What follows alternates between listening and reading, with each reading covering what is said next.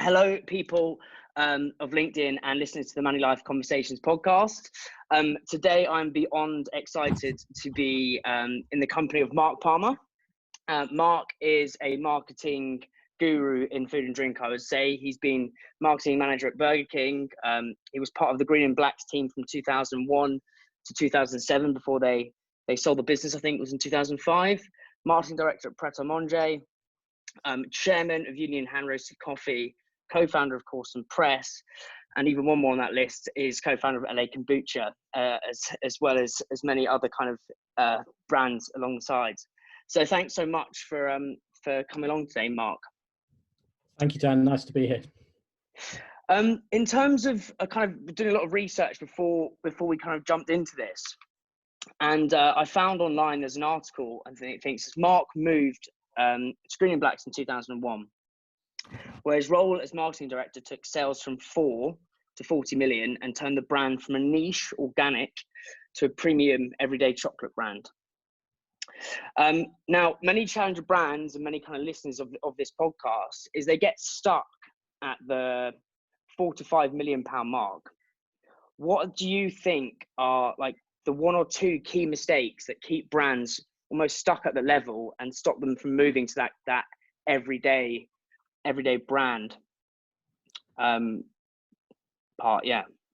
Okay. I mean, I think the first thing to say is, I mean, getting to 4 or 5 million is a kind of a huge feat. In my experience, getting to a million is actually the toughest part. So if there are founder entrepreneurs out there, it's if you can get to that first million of sales, it's an awesome achievement, and I think it really does give you a chance of scaling up from there. In terms of the phase where you perhaps go from 4 to 5 million and look towards how you again treble the business or beyond that, some of the things I guess I've observed over the years from first-hand experience, but also watching some of the other brands, I think being really clear about your target market and who you are going for is one of the things that people perhaps could spend more time on.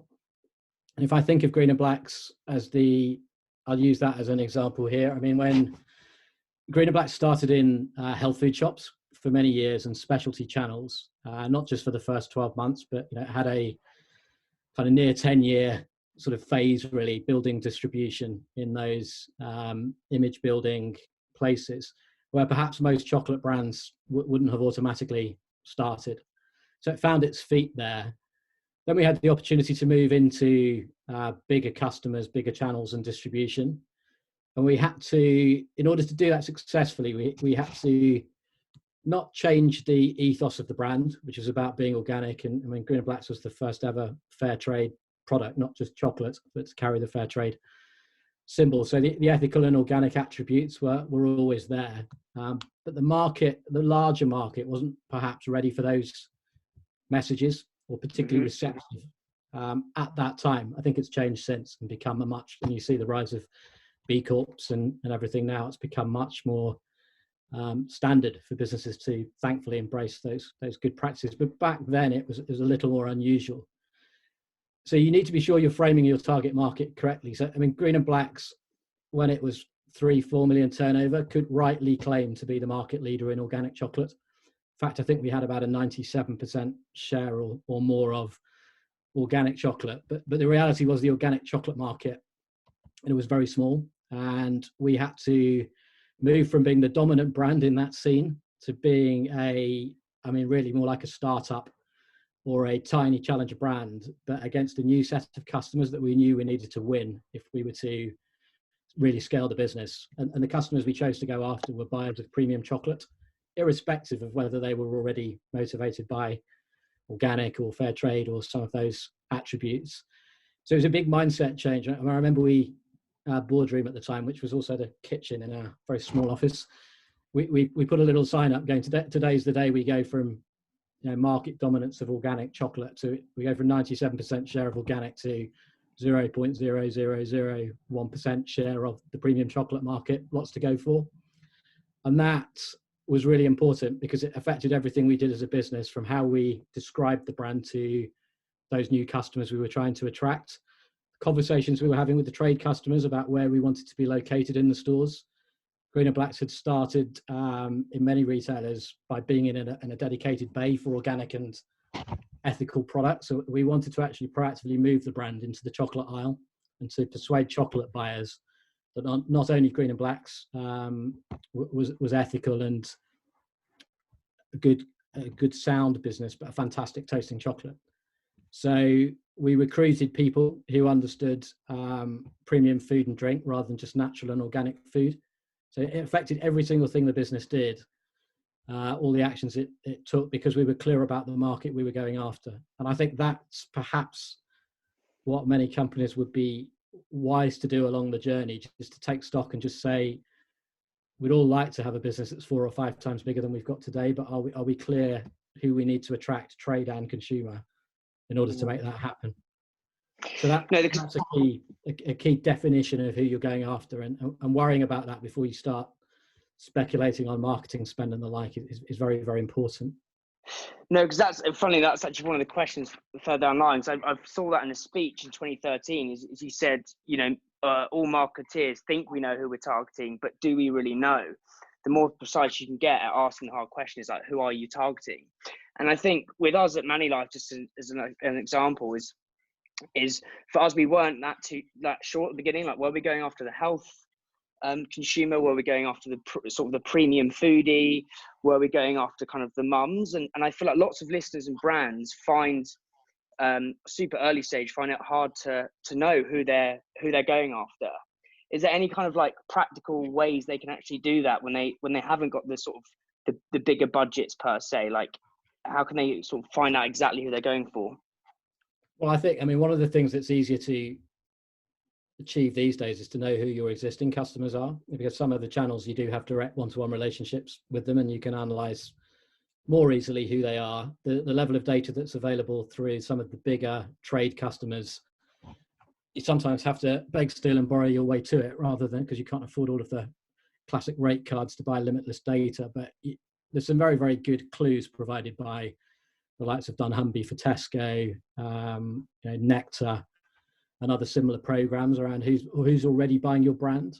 And in my experience, it's often different to what you may assume and what you might want it to be. But it's good to really understand the realities of who the existing buyers are. Then look at who are the buyers of the wider market you're trying to operate in. So therefore, who do you need to go after? And trying to be clear about the profile of those customers is critically important. And then you can align not just your marketing strategy, but your trade marketing and your distribution against that. And when you kind of say your existing customers, so when Green and Blacks were niche, say organic, and you were trying to move into the premium, into the sort of premium chocolate market, how was and you're trying to move the positioning in the store, what were the difficult conversations you were having with the buyers? How did you persuade them to move this? At the time, fair trade organic was not weird, but it was less as kind of commonplace as it is now. How did you navigate those conversations? Well, I think you sometimes have to work your way through the internal politics with the customers as well. I mean, I remember some conversations with the grocery customers where Green and Blacks was sold in these organic sections. There would be somebody in charge of that organic section, and Green and Blacks was one of the star performing brands in there, not just chocolate brands, but organic and ethical brands. They really didn't want to lose the brand from their fixture because they saw it as a good part of that. We had made a decision that we wanted to transition across to the chocolate aisle. The reality is that by being a star performer, and again, these things can change over time, but a star performer in the organic and ethical fixture in, say, a Tesco, you may have had what looked like a fantastic rate of sale versus your peer group there, but you take that across to premium chocolate and you discover your rate of sale is bordering on, having nearly every single SKU delisted. So you realize that you're moving up to a new commercial league that opens you up to new customers, but also a lot more risk. So you have to make that decision. And sometimes I think brands perhaps are in a hurry to move straight to the mainstream, and it can be wiser to be a big fish in a smaller pond and really cement your credentials and make sure that you're more robust and you've got more of a customer base, so that as you spread your wings, you've got enough customers on side, and if they like your brand, they'll find it and they'll discover it if there are fixture changes. But you don't. It's tempting to move to the Champions League straight away because you can see the prizes, but it's also incredibly easy to be knocked out sort of in the qualifying stages, should we say? I love that. If you're not strong when you arrive, and if you're not eyes wide open around, you've been given an opportunity, I guess, a wild card entry, that you get a little bit of forgiveness for the first perhaps 6 months, but then after that, the next time the next range review comes around, you're probably being rated on quite harsh commercial criteria, with rate of sale being the biggest measure, even more than margin. Are you worth your space on the shelf in terms of the level of movement that your products deliver? And also, I think even there's always a brand queuing up to take that space like that, especially in the challenger brand sphere. So when you got onto the premium fixture per se, were your competitors at the time, was that Lindt, or who were the competitors you were going up against? Certainly Lindt. Lindt were probably the most prominent at the time. I'm showing my age now, but this is 15 years plus ago, but they were the most prominent premium or specialty chocolate brand. There were some premium lines available even back then from retailer private label. And there were brands like Thornton's coming into grocery for the first time, which some customers considered to be premium, or more premium than the mainstream brands like Cadbury. But it was a far less populated space than it is today. I mean, the premium chocolate fixture is extremely busy now with many, many brands. But back then, it was more of a mainstream fixture with a few emerging specialty brands, Lindt being the most prominent, and Green and Blacks alongside it. And we were always extremely happy when Lindt were doing well, because we wanted to coexist and grow that premium part of the market. So, Lindt were not really the enemy, to be honest. The challenge was to trade people up from the mainstream, and actually sometimes it's helpful if there's more than one of you trying to do that. So if you find yourself in a bun fight against just the only other niche or premium contender, you're probably not growing the overall size of the market and trading up the category. Therefore, you're less interesting to the retailers. So it's important to be, I think, kind of supportive of like-minded brands, and to try and do it together, really, and deliver a category benefit rather than just one of you succeeding. No, definitely. And what was the so you get into the premium fiction, and what was the kind of the strategy to get people to trade up in your comms? What was it? Because I remember in one of the interviews I read, is at the time people thought organic chocolate was not weird, is probably too strong a word, but it wasn't as commonplace as today. What were the mechanics to get people to trade up? Yeah, I mean, there was definitely some suspicion around, is this going to taste any good? So it's doing good, but it may not taste very good. And chocolate's guilty pleasure. So I'm not sort of going to waste my chocolate credits on an ethical brand, because I don't think it's going to taste very good. I'd like to do the right thing, but it really does have to deliver on taste and indulgence first and foremost. We knew that we had a quality of chocolate that delivered that when people tried it, but we also discovered at that time that the presentation of the brand was a little too worthy in terms of the packaging design. So we did a piece of work to say, actually, we don't want to change any of the philosophy of the brand, but we need to look tastier, really, and play to the rules of the category. And that was crucially important. So we changed the look of the brand in quite a major way, actually, back in 2002, I think it was. And that's pretty much the design that's still in existence now. But it made Green and Blacks look like a style leader rather than just an ethical champion. And that was crucial to success. We didn't do any advertising. We couldn't afford to do any advertising. So we tried to get as much PR as we possibly could by telling our story. And we would turn up at any possible event when anybody would have us and listen to what we were doing. And sometimes, the perfect PR piece doesn't really exist. So don't wait to be invited to the best gig, really. Just start to get yourself out there. And our experience was that one thing would lead to another, and you become sort of known as a good business to talk to, who have a point of view and who can contribute to a debate or to an event. So we'd look at the interest areas that might be there. So we knew that a lot of people would do their baking with Green and Blacks, because we were dark 70% chocolate.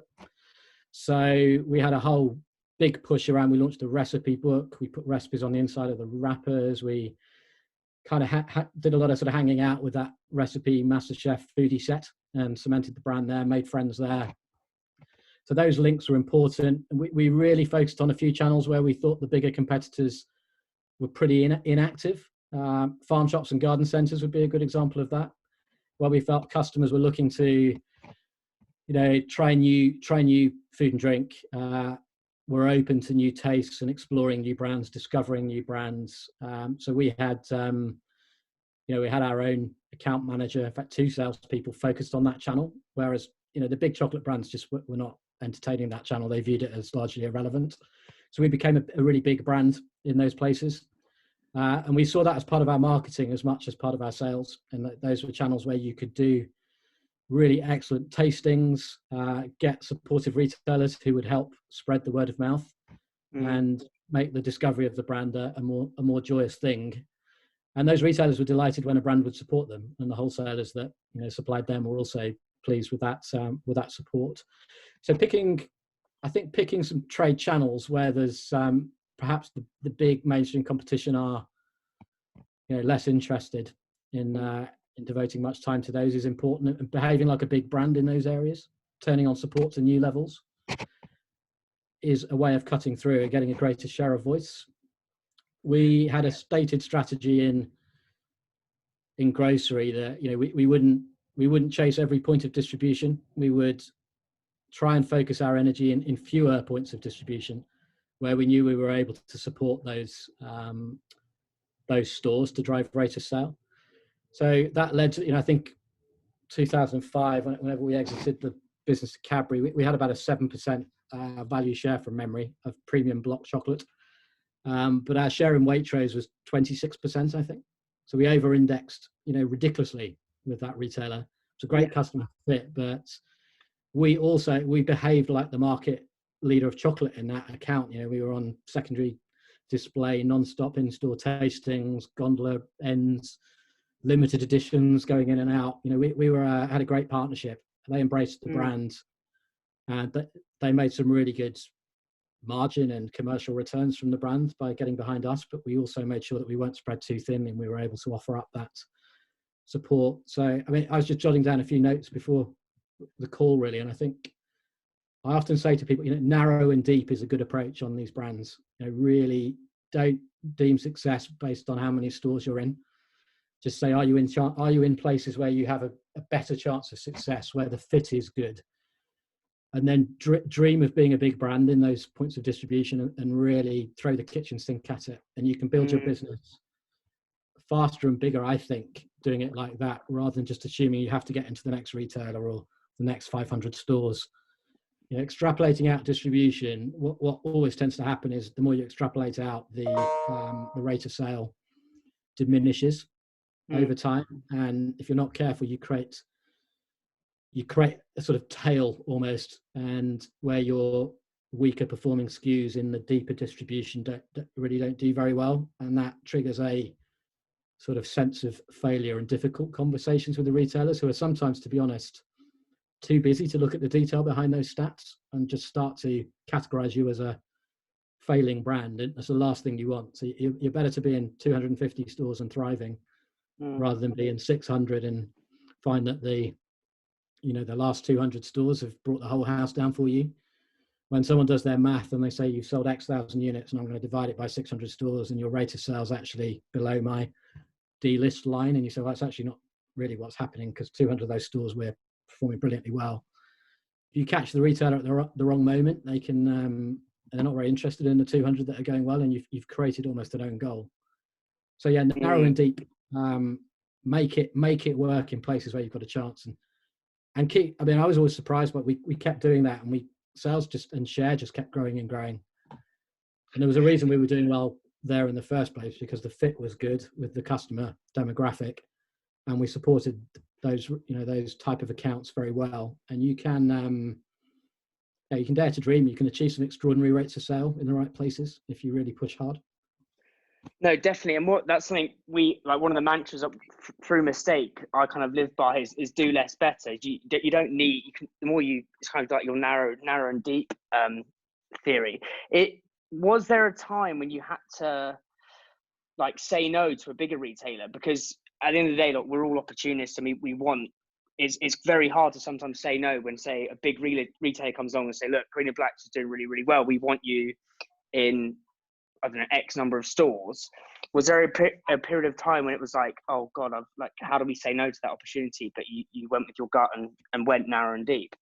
Yeah, there are a few of those, and I'd say that, if somebody is interested in stocking your brand, it's obviously a fantastic moment, and it's very flattering. You've worked hard to get to that point. So we were certainly not in the camp of turning away that interest, but we would try and just sense check with those customers whether they had the appetite to build the brand properly. And perhaps there were a few occasions where we persuaded retailers to put us into fewer stores rather than more stores from the start, and to make sure that they also committed, rather than just take our biggest selling SKU, which was the dark 70% chocolate, that we felt that wasn't a fair way to launch the brand, and that if they wanted the brand, they would need to stock a reasonable number of lines to give it some critical mass on the fixture and a chance of success. So I remember having many conversations like that, which probably reduced the sales in the first year, but also I think avoided some early delists. We had some setbacks, all brands do, but you do have to sometimes put the brakes on a little and just really ask yourself whether you think that your brand will perform in broader distribution without the support of some of the bigger competitors that you're up against. And starting small and learning what promotional mechanics work, etc. And then, I mean, you do hear about the brands that go from zero to huge overnight, but I mean, there's a handful of those. They're not normal. So you're better to build it in a more sustainable way. Most big brands are not built in 2 years. They're built over, I don't know. I mean, most brands I've been involved with, I mean, they seem to take ages, really. Sometimes it's frustrating, but I think they're consistent over that time, and they probably build some better foundations that stand them in good stead. But it's not a speed game. This, you've got to be in it for the long haul, I think, and build it sensibly. Unless you've got unbelievable amounts of cash to throw at it at the start, very few people have, and usually when they do, it doesn't work either, because actually it's not how customers want to discover brands. So what do you mean by that? As in, when you say that doesn't work?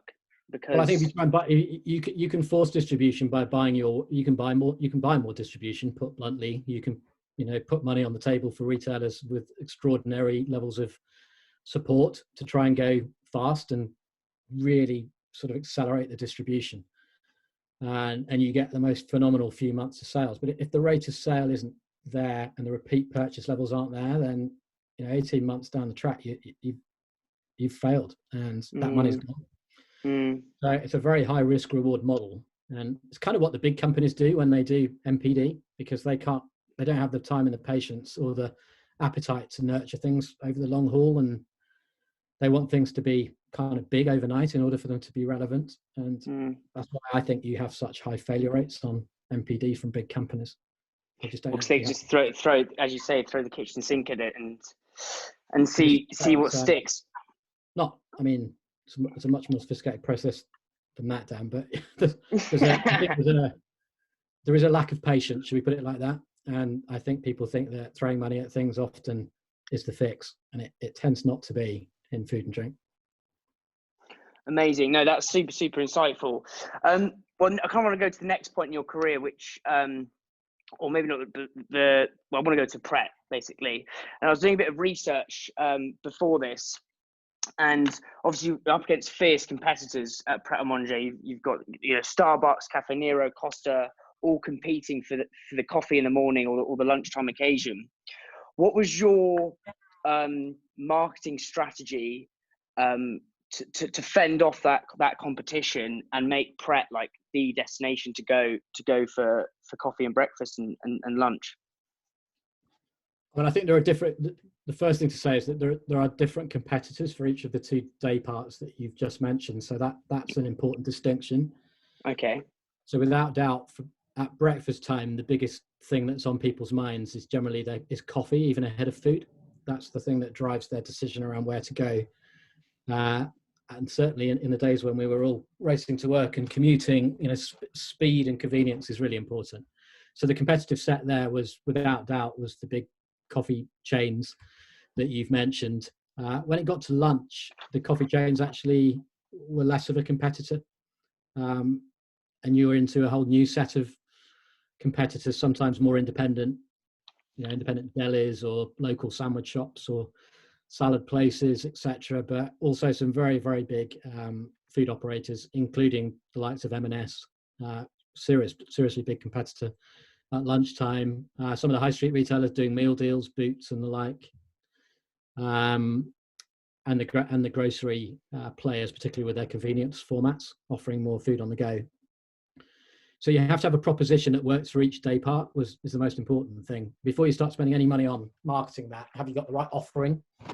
And Pret, I mean, I was very, very fortunate to spend 5 or 6 years as director at Pret, and they obsessed about getting the right offering. They weren't really interested in marketing in terms of marketing spend, but they were very interested in what they were offering and the consistency of that and the ability to serve that at great speed. And to have a menu that, when I say menu, that spans food and drink, hot food, cold food, eat in, eat out, healthy food, indulgent food, that spans the day parts and the times of year, that enabled that business to attract a critical mass of footfall. So Pret was really preoccupied with, are we doing we called it brilliant basics. Have you got the brilliant basics right? Are you selling the right things at the right time? Are they good enough so that they're craveable and people want them again and again? And then from a brand point of view, you get all the operational basics right, the offer right. It's easier said than done to do all of that, but it's a big operation. And then the job of the marketing team is to tell the story of that. So make sure that you're communicating the right things at the right time of year and the right time of day, and that the information's clear for customers so they know you're relevant and you have the right offering. But then to try and deliver that in a distinctive creative style, and we had a very long-term creative style for Pret, visual identity, tone of voice, that we could talk about many different things, but it had a sort of certain handwriting to it that was undisputably Pret in terms of its look and feel and its messaging. So nurturing that formula, joining it all up, telling the story of what was going on at Pret, and trying to do that in a joyous way, beautiful imagery on the shop windows, fun social media, not just serving people quickly because we knew that was important, but delighting them with free coffee once in a while through spontaneous loyalty schemes rather than highly formulaic schemes. Bits of unexpected news, the pop-up veggie Pret store, things that keep the brand relevant and vibrant, and investing in things that really matter to the customer. So good ingredients mattered. The fact that our food at the end of the day didn't go to waste and was donated to charities through the Pret Foundation Trust really mattered to customers, and Pret had always done that during its 30 years of being around, but had just scaled it up over the years and had continued to commit to doing it, and still does that today. So customers knew it wasn't just a marketing stunt, it was a very kind of meaningful contribution that Pret had been consistent about for so many years.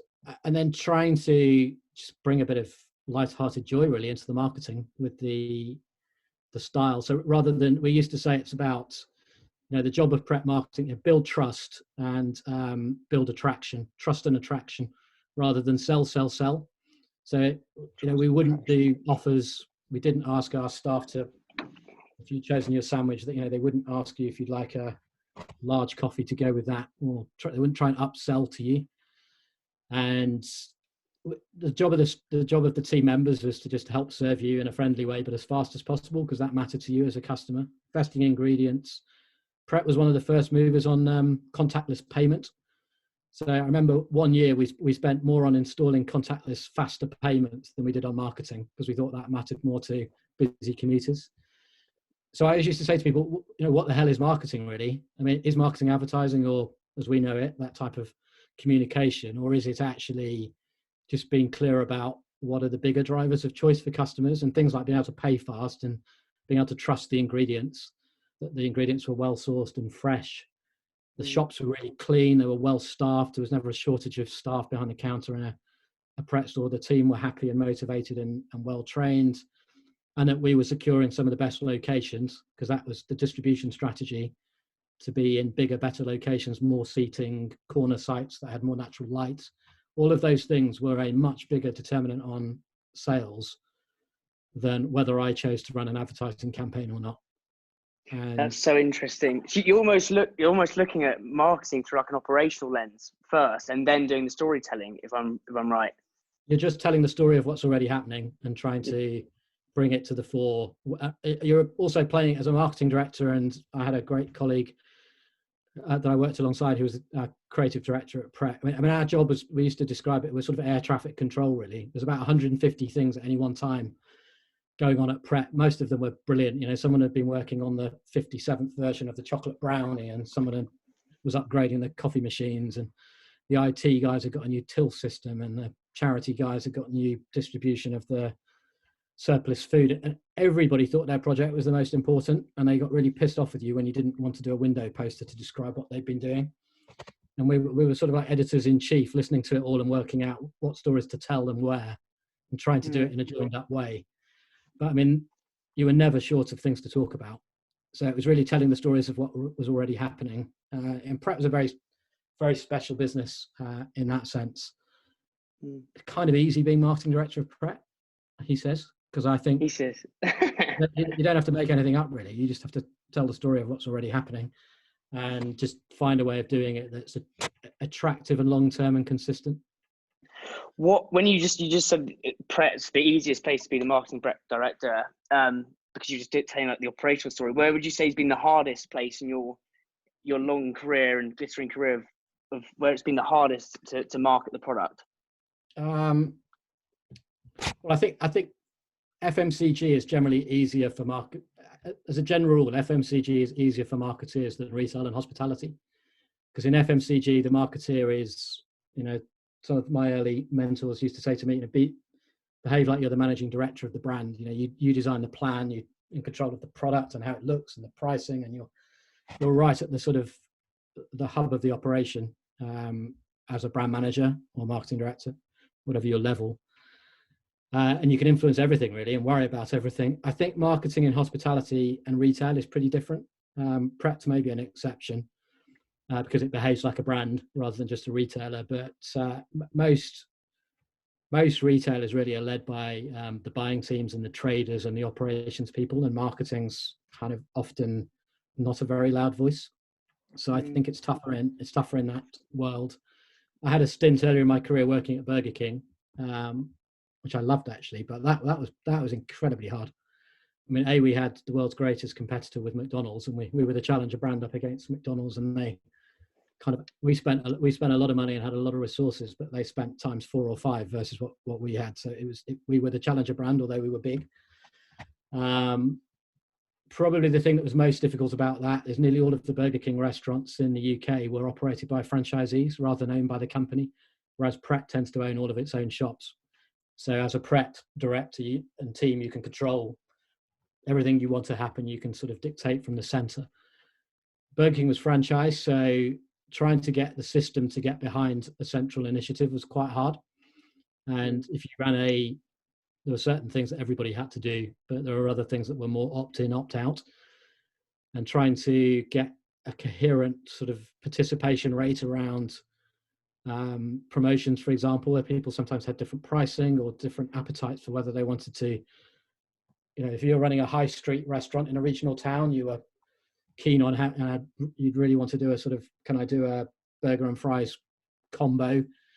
And I need offers for weekday afternoons, that type of thing. If you're running a Burger King on the motorway, you kind of don't want to do cheap discount offers because you're managing all the food and beverage operations on that location. So you want to kind of make sure that it doesn't actually work in your interest if the Burger King's taking all of the turnover. You want an even spread across all of the operations that you might have at Cherwell Valley Services or wherever people stop. You're thinking about the whole part, and you want premium pricing because you've got an expensive operation to run. So as a marketeer, trying to find things to talk about on TV ads, and we spent 20 million quid or something a year on TV that moved the dial for everybody was tough. And the only thing they all had in common was they were serving the same food. So you try and do most of the marketing around flame grilling and the Whopper and those type of core brand messages. But then, I'd have a TV campaign break on a Sunday evening, and if the like-for-like sales were not up by 5% plus by 2:00 lunchtime on the Monday, I'd have franchisees on the phone threatening to get me fired.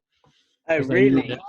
They knew that if they were running a price promotion, it would frankly outperform our lovely brand ad. So all those sort of tensions were tough. Yeah, no, I never even think about that. Great experience, and also some incredibly smart people who were the franchisees, massively business-like, very commercial, got their own money in it. So less interested in our sort of brand tracking scores, to be honest, and more interested in how much money they took an hour ago. And it's not a bad thing, it certainly, for me, it sharpened my commercial skills early on. And you realize that a good part of marketing is really about driving business results, not just the softer aspects. No, that is so interesting. And was there a specific example of when a TV ad did work really, really well, and all the franchisees were clapping their hands the next day at lunchtime? Yeah, there were a few of those. There were probably more when it didn't work as well. But can we do one of each? We ran a fantastic. We ran a limited edition masala burger only in Scottish restaurants on Scottish TV, and it just kind of was a sort of a double burger with masala sauce and onion rings. So particularly at the forefront of the plant-based eating movement that we're seeing today. But it was absolutely huge in terms of sales overnight just by running a regional campaign. There, we ran a big national promotion back in the late 90s with Pokemon, when Pokemon first came on, and we did Pokemon with the family meals. We had a free Pokemon collectible character with every meal. Like-for-like sales were at record levels across Europe, and we ran the activity all across Europe for about 3 weeks. And just crazy, just a frenzy for people trying to get it was the hottest licensed property at the time. But I mean, that taught me that promotions can drive short-term sales, but they caused absolute chaos for restaurant operations. And then once the promotion finished, we went back to kind of former levels. So maybe not great for brand consistency and health. But you can fix a lot of short-term things with price promotions and gimmicky promotions, but they tend not to build brands over time.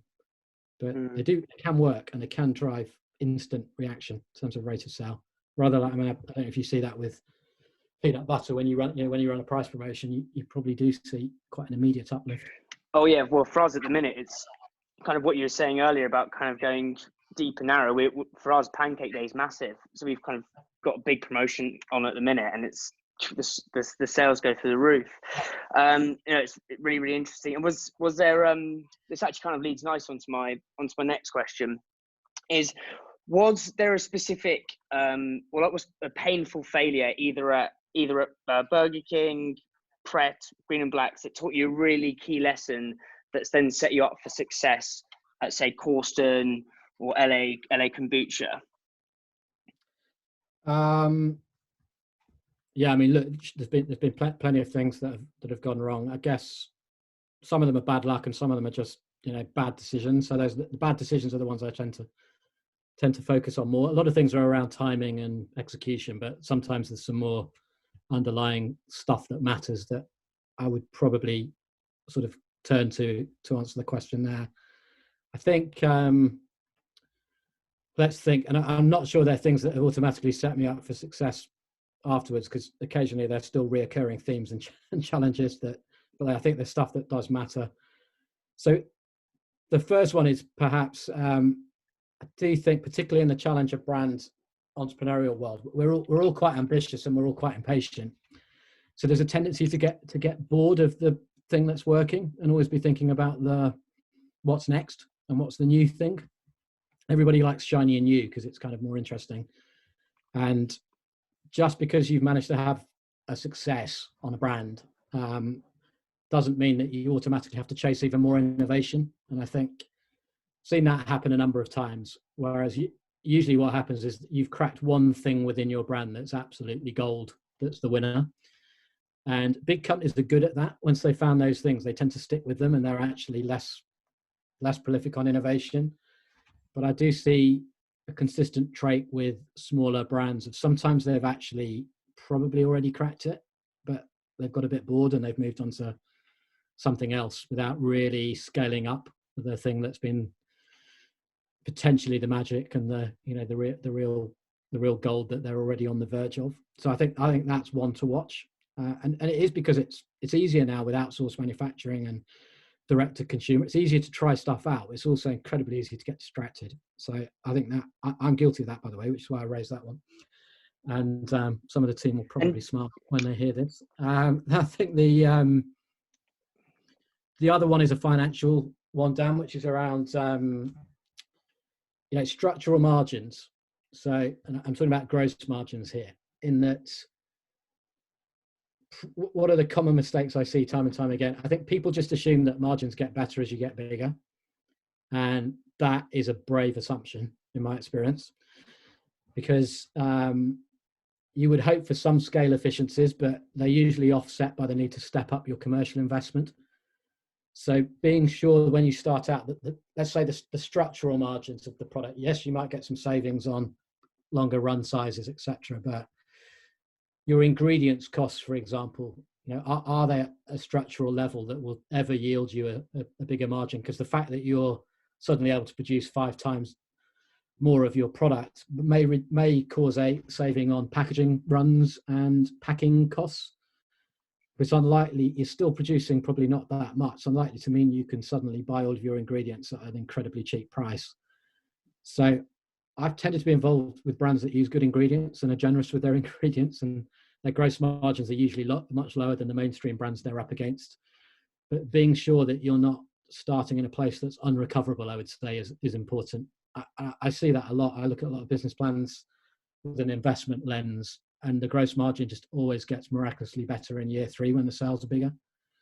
And the more you probe, you realize that's actually probably not going to happen. So that's one to watch. Design your pricing model correctly from the start. And the other thing is, so many times people look at margin calculations and don't factor in the percentage of product that's sold on deal, and they're always too optimistic about that. And one of the things I see happen a lot is people doing that calculation. They'll say that, here's our margin when we sell at full price. That doesn't happen most of the time. And then they'll say, but we're going to do 2 promotions a year, or 3 promotions a year, should we say. So I've taken a quarter of the year, and in those months I have factored in the fact that the margin will be lower in those months, but they may not have factored in the fact that in those months you've probably sold double the volume you might normally do. So actually 3 months of promotion is half a year of your annualized volume, and has that been correctly budgeted and accounted for? That's a common mistake. I've made that on brands earlier, and it's really hard to undo it. And I think taking time at the start to think about structural margins crucially important. They just don't correct with scale. They might get a bit better on cost of goods, but if you're to meet your plans that you outlined earlier, how do you go from 4 to 40 million? All of a sudden the cost of trading activity and everything else gets more expensive, because you're no longer a small challenger brand trying to get everything on the cheap. You can do that, but there comes a point where the retailers expect you to step up and play the game on slightly higher terms. So that's just, I guess, a lifetime learning. Yeah, it's amazing. It's important to worry about, I think. And people worry about it, and if the numbers aren't right, they tend to move on, and sort of, because they don't want to face up to it. But I think it's my advice would be go around that several times and keep worrying about it, because it's so important. And even when you come to if you come to exit a business in the future, and let's say those opportunities come about, one of the first things the acquirers normally spend most time on is structural margins. So it comes back to haunt you potentially if you've not got done the thinking on that early on. No, that is so useful, and something, to be honest, I hadn't thought about. I just naively assumed that the more as you scale, economies of scale, I kind of got taught it. You get taught it at uni that's just the kind of the way it works. Like, I had not thought about, or that's definitely a blind spot. As the bigger you get, the more you've got to spend to play with to play. Basically, it's interesting. And if you grow by 100% with some of those customers, then funnily enough, they kind of want a sharper price the year after, and you've got to go into bat and work hard to offset that and negotiate it. But the more successful you are, the greater the demands for investment. It doesn't all fall into your pocket. undeniably true, I would say. No, that's so interesting. And just going to jump onto the next question now is kind of on that note. So say because you look at lots of businesses and you've got, lots of experience, lots of the listeners and people I speak to in the sort of the challenger brand spheres, really early stage, is they're looking at a category and say for example, it's, I don't know, either peanut butter, or you could say hot sauce or something, as an example. When you're a new founder starting out, you're looking at a category, how are you trying to, what are the, 1 to 3 steps you're taking to really find your point of difference in that category? Because one of the I suppose personal pain points I had at the beginning was like, how the hell do we stand out when there's so many brands? Okay, I mean, I think you have to start more often than not, certainly in food and drink, you have to start with the taste of the product and say, is there anything really different about our product? And when you guys have got your deep roast, I think it's called, isn't it? Which is, I mean, it's a standout product, and I think that's a point of differentiation. Now, maybe people can copy it in time, but you at the moment have something I think truly distinctive. And even when people copy it, you'll have had it before them. So I think that's differentiation. So you need to, I think, then sort of build the story around those points of differentiation. And only when you're clear on that do you start getting into spending money on packaging and how you tell your story. But starting with the product, Greener Blacks, higher cocoa than other chocolates, made with organic cacao, all of those factors, and more intense, darker. I mean, darker chocolate was such a small part of the market, tiny part, a couple of percent of the chocolate market. Yeah, that's what we were really good at, higher cocoa chocolate. And all our packaging was then deep and intense and dark. And, we sponsored, you have to find ways of creatively communicating that rather than just saying we've got dark chocolate and the functional messages. You have to find engaging ways. I mean, I remember we did one year, we decided we would be the sponsor of the clocks turning back and the days getting darker. So we did a campaign called The Days Are Getting Darker, and we ran all of our media within 2 days over that weekend. And we sponsored the clocks change, which nobody could sponsor, but we sort of made it up and did it. But it was a way of basically communicating where, dark nights are coming, we're darker, deeper chocolate, and cozy cold nights, Greener Blacks is a great kind of sponsor of that. So there are always creative ways of communicating your proposition, but being clear about what it is. Stick to it relentlessly. Don't change it every 6 months. There's a difference between your brand positioning and proposition. That should be the same almost forever, but then your creative expression of that, your packaging might evolve, or your campaigns can be different along the way. You need fresh and relevant ways of talking about yourself, but being sure that the underlying point of difference is really clear and that you're unwavering about that is really critical. Otherwise, people have no idea what you stand for, really. They define you based on your latest ad campaign, which might be very different to the last one. So you need to have that kind of reoccurring consistency, I think is very, very important, and dramatize your point of difference. If you haven't got a point of difference, even if you've got nice packaging, it's probably going to be tough because your costs will be, you can't do things as well as some of the bigger companies or private label that might have a similar product. They've probably got a better route to market infrastructure. They've got deeper pockets. They can make product cheaper. They haven't got to fund an extra margin because they're not outsourcing their production.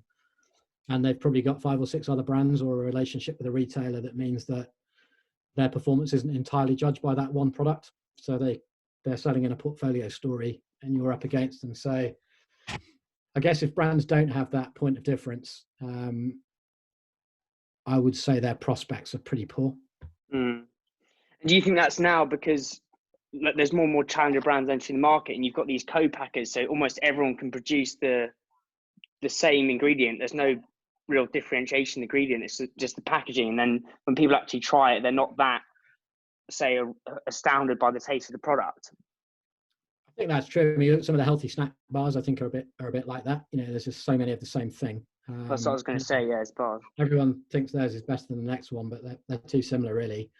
And they're actually most of them are really very nice, but the market isn't big enough for all of them to succeed. And they all tend to start in the same places. So some of those early stage retailers are sort of loaded full of brands like that. And over a few years, what tends to happen is the bigger brands acquire a few of them, and then they put more support behind them, as Mars are doing with Kind, and Lotus Bakeries, I think, have done with Naked and brands like that, and Eat Natural's just been acquired. I mean, there's a lot of them, and you can sort of see the ones that are going to be there for the long haul, and they've now got better backing. So it doesn't mean you can't compete with them, but you need something different, either on a brand comms point of view, or on a product level, to really compete, I think, over time. Otherwise, funnily enough, they've just got more resources, and they will make life very difficult. So yeah, being not just throwing things out into the market that are me too, really trying harder and harder to, go into the niches, potentially just develop products that are properly differentiated and are better. It may be a smaller opportunity, it may take you longer to develop them, but they've got a chance of getting higher loyalty from customers because they are actually demonstrably better or different to the more incumbent choices, should we say. It's possible to launch a brand at quite low cost these days, but launching it's a bit like raising money. Raising money at a price is different to selling a business at the end. It's sort of a temporary measure of success, not a permanent success criteria. And you need to have differentiation. You really do. And it kind of on that note, with us at Money Life Feeds, we had the deep roast, and then we had the point of distance in the product, but our packaging was pretty woeful, to be frank. It was awful. What would you say makes great packaging? You've seen that with Green and Blacks. What makes great packaging that stands out on shelf? I think it needs to try and tell the story and the personality of the brand. You need to be yourself. So, I mean, if you came out with really bold corporate-looking packaging, I think that would be a big mistake. So you need to kind of feel that it's true and authentic. It's really important. Not just try and look like everybody else. So, do you feel proud of it, and is it you? Is it in sync with your values and what you stand for? Is really important. I think when people do like nice-looking packaging. So when they get it, how does the packaging work in home as well as on shelf? Particularly as people are buying more and more through direct channels where they're maybe not even going into a store. How does the brand, and one of the things Cadbury used to do very well when kind of I got to know them through the Green and Blacks Association, but they would talk about, how does your brand look, point of awareness, advertising messaging, point of sale. So what's it look like in the purchase moment, and then point of consumption. Awareness, sale, and I think those are the right definitions or something like that, but it's a good little test. Yeah. And actually how your brand looks on someone's kitchen side is quite important, potentially next to their toaster in your case, I'm guessing. But I remember Green and Blacks on that, and doing some research, and we did this research with this focus group of 35 to 50-year-old ladies who bought premium chocolate, and how the packaging looked was quite important. It was almost a bit of a statement, and people would describe if they had their friends round, they'd probably serve M&S or Vitis digestives, whereas if they were at home, they'd just buy retail at a private label because actually nobody got to see them. So it's about what you display. It's why people probably have, Aesop or in the olden days, Molton Brown soap in their bathroom, because it's a sort of expression of themselves, a bit of a display going on. So how a brand looks like in, on your office desk or at home or wherever you're consuming it, I think is important. And there's a lot of people out there that are experts at FMCG packaging that tells you your packaging needs to work in 0.0 seconds on the shelf, and they're not wrong. People don't spend a lot of time worrying about this, but I think that misses the point around, do people enjoy having your brand when they've actually purchased it?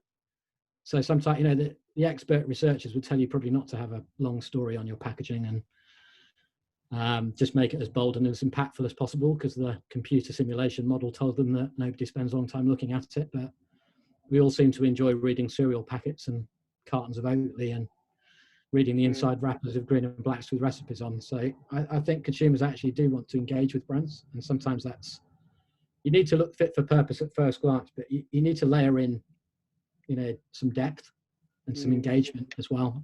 So it's not all about how it looks on shelf, I would say. That's something I had never even thought of. So that's really insightful. Conscious of your time, so just quickly 2 more questions. and then we'll wrap it up. So if you could sum up in what makes great food and drink marketing in just one sentence, what would it be, and why?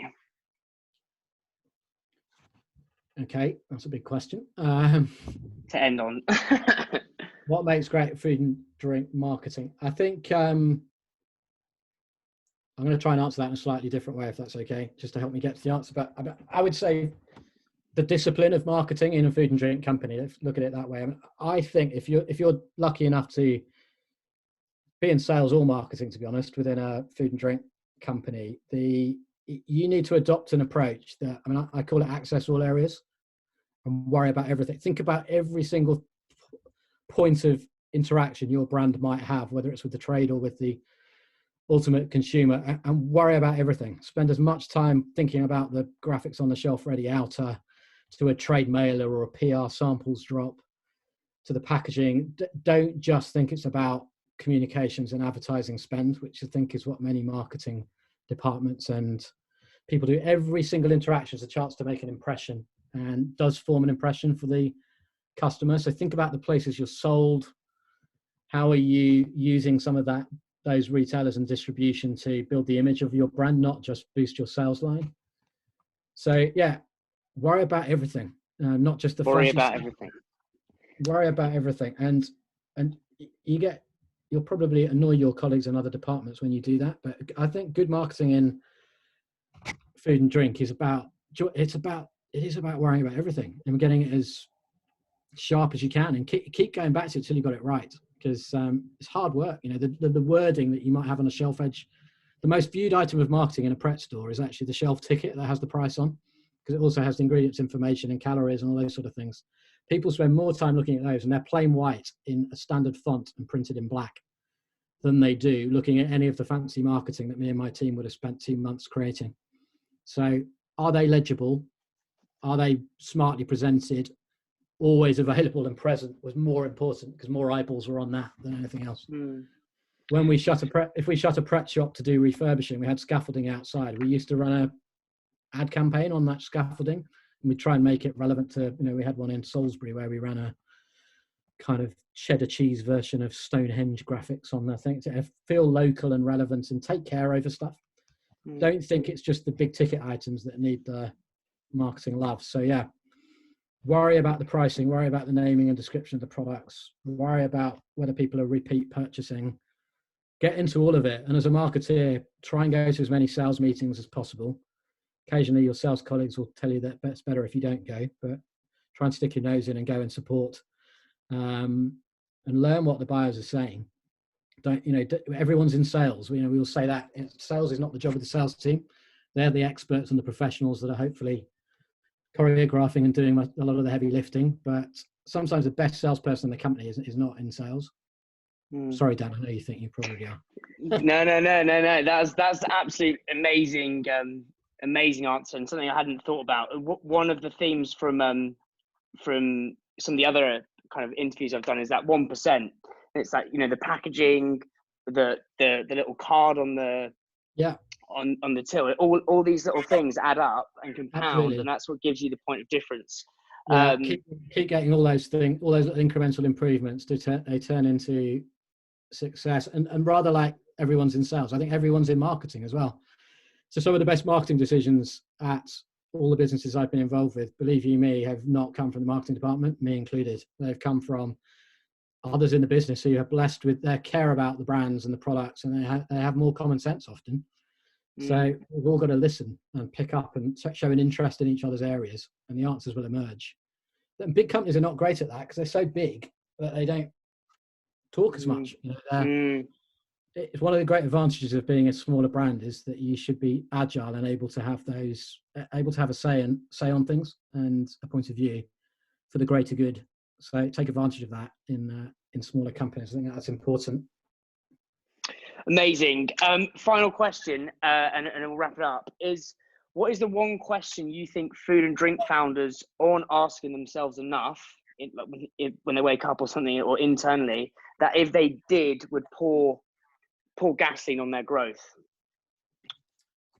Well, we talked about being clear on who, who the future target audience needs to be, and it may not be the one they've started with. So I think that really is important, because that can unlock a lot of growth and change the way you might amend your pitch or your distribution strategy or whatever to unlock growth. In terms of, the other question, it's a bit of tough love really, but ask why people don't buy your brand. So be prepared to listen to some perhaps tough feedback, but rather than just kind of surround yourself with people telling you how well you're doing and why it's successful. Go and say, well, what this person should be buying my brand, because they are theoretically in the audience I'm trying to attract, but for whatever reason, they're buying, I don't know, Whole Earth peanut butter or Sunpat or some other brand instead of yours.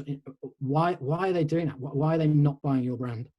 And rather than meet them and sell your brand to them, just listen. 2 ears, 1 mouth, as they say.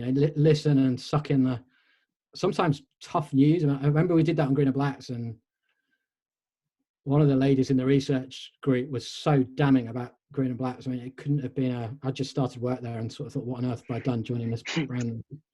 Your hippie chocolate, your charity chocolate, your kind of thing I'd see in a charity shop, but you're not very tasty, and your packaging's dusty and worthy and just doesn't look very good, and organic chocolate's going to taste terrible, and fair trade, that's kind of sounds like you're a do-gooder, but I don't think it's going to taste any good. Really harsh. And she sort of said, I remember her saying, you are charity chocolate, so well done, but you're not for me. And I said, well, actually, would you actually like to try the chocolate, because we're doing this research to try and listen and get some good learnings. And she ate the chocolate and said, I can't believe, that's just amazing, that's so much better than I thought it would be. But it was brilliant feedback, and it said to me, we had an image problem. We for most people, our brand pitch was too worthy and ethical, and the market wasn't yet ready for that. And we needed to tick a few more immediate boxes around that mattered to chocolate buyers around taste and indulgence, because those were higher up in the pecking list for those customers. So we needed to look more desirable and tastier to overcome those objections. And rather than just saying we're good, we needed to get people to taste the chocolate. So we spent more money on sampling than advertising. So our brand plan was invest in the presentation of the brand through the packaging to make it more, more premium and indulgent rather than worthy and ethical, without abandoning worthy and ethical, but just change it up in terms of the order of importance. And then rather than produce a sort of low budget advertising campaign to take on the big guys, because we really didn't have very much money, just be generous and give away lots of chocolate and try and use that as our primary, do that really well. And we gave away a lot of chocolate, and not just throwing it at people in train stations, but going to lovely music events and festivals and hanging out with the right people when they're in a happy kind of mood, more like wine tasting almost, giving them the chance to discover the brand.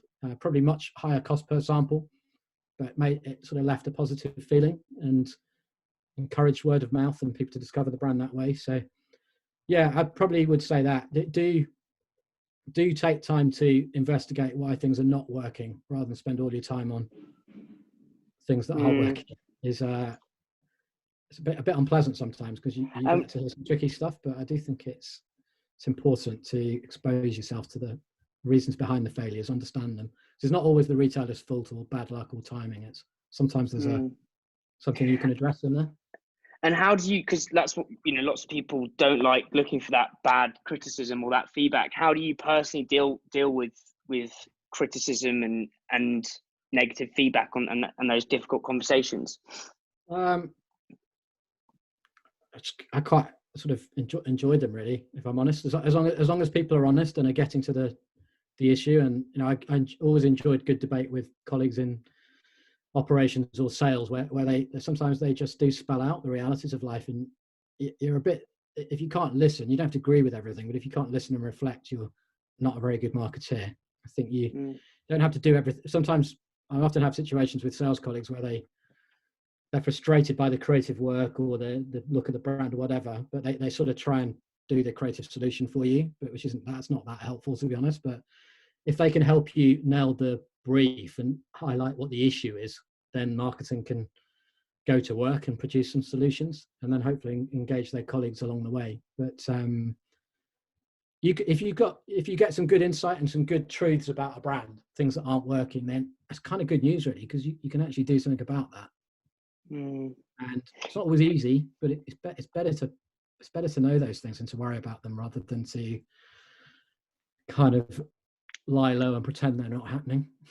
Being in denial is not great for a marketing director. You need to hear the real stuff.